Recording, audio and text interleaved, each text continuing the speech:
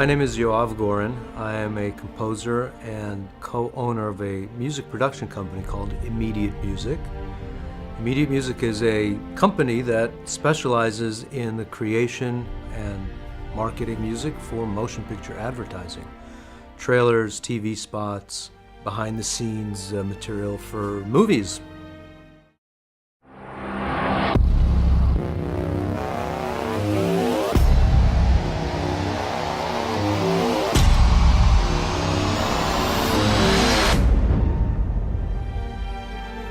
In 2013, we're celebrating our 20th year. So back in the ancient days of the early 90s, the idea was my partner Jeffrey Feynman and I wanted to get into film scoring.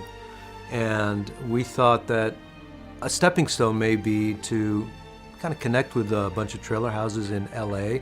And if we can get some work in there, maybe, custom scoring some trailers, then maybe we could use that as a bridge to our dream career.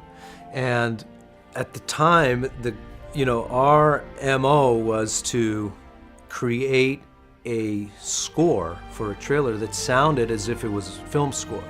And as you can imagine, a composer in his bedroom in the early 90s, not as easy to do, but that was my challenge, to be able to score with synthesizers like an M1 or the old 8-bit samplers that were around back then, with very basic kind of primitive MIDI sequencing software, not audio at all, but just everything was running MIDI real time.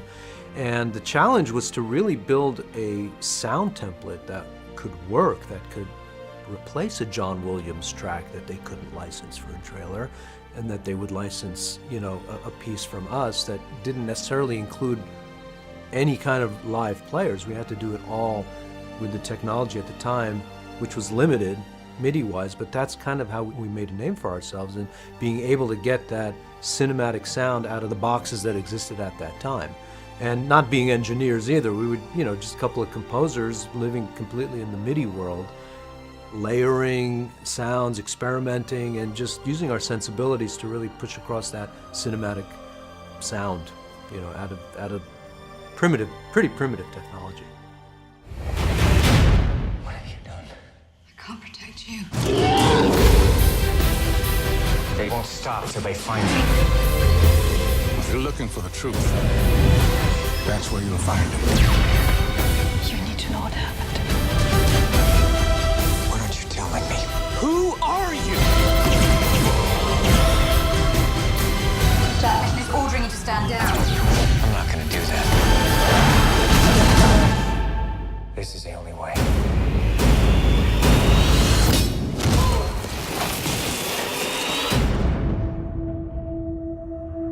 There's different kinds of projects that come in. Some start organically from, here's the trailer, here's kind of a track we kind of like, but it doesn't really do this or that, and, go ahead and compose something for it.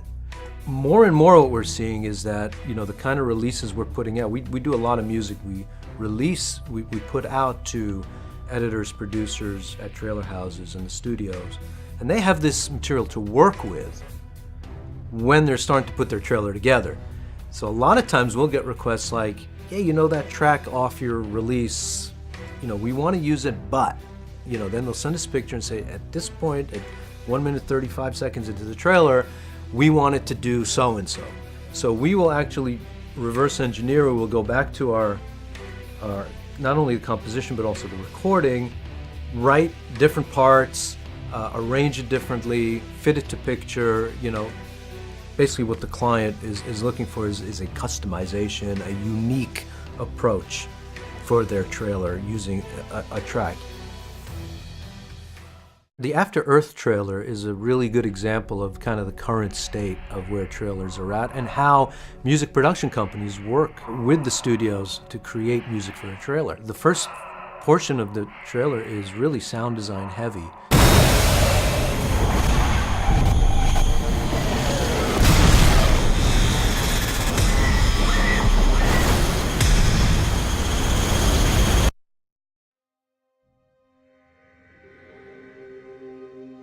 The trailer house chose a pre-existing track of ours.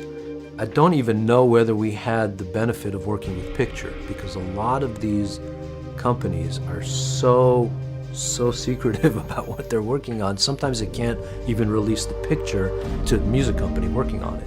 So we were kind of working with the music supervisor at the trailer house and the editors and the producers in kind of gauging what they wanted to do. Everything on this planet has evolved to kill humans. You know, when we're putting this stuff together, there's actually a four-letter word in the industry that we really have in mind when we're producing this kind of music, and that's thin. So the expectation on the other side, you know, to support, you know, a $200 million movie in a theater with, you know, subwoofers and surround and all that, it's got to sound robust and thick and produced. So there's a lot of production with the idea of big, wide, deep kind of sound. There's a lot of sensibilities, and that's why there's a lot of tracks in these things where things are subtly underneath things, but without it you'll lose, you know, etc.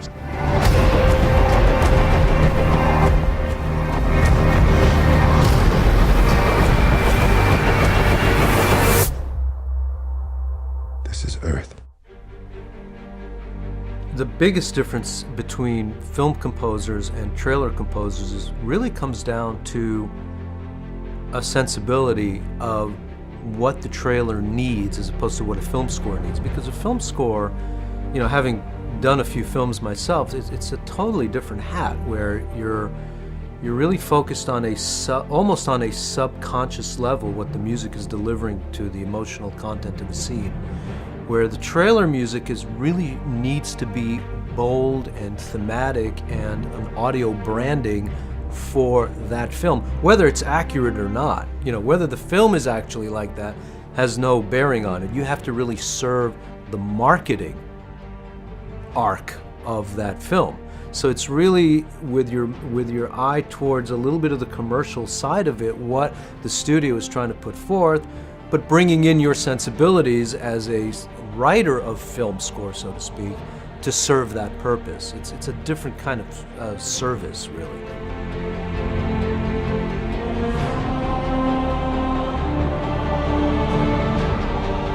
The choir is a real choir. Generally, I found that even with all the great choir libraries available to composers today, you get a real choir in a great sounding room, properly mic'd, properly recorded, the sound is way better. You know, we've had projects where we started out relying on sampled choir, and then we kind of decided, you know what, it's not cutting it. Let's go back and do the real choir, and it's night and day. The key is to know how to record it. And the room is very important too, because that adds the dimension, the air moving, that intangible, that creates that fuller sound. That at the end of the day is what we're after. We're after for a full sound because we are relied upon for that, you know, and we can't cut any corners in that regard.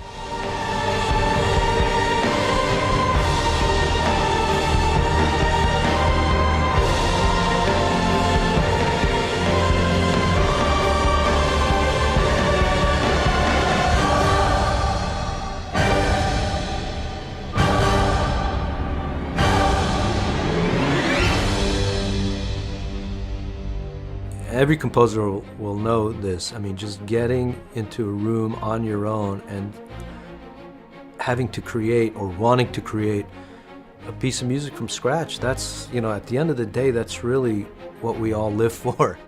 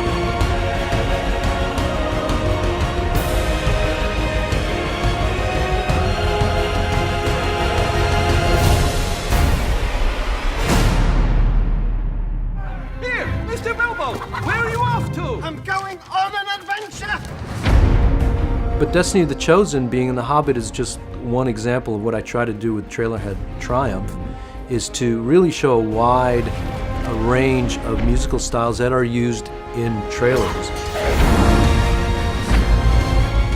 So this is your purpose, to enter the mountain? What of it? There are some who would not deem it wise. A dark part has found a way back into the world.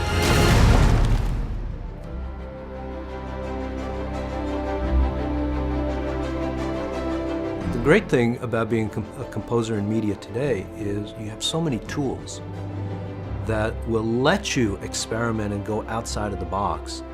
And the expectation from on the client side, they're looking for something unique because they've heard it all before. There's a glut of music out there.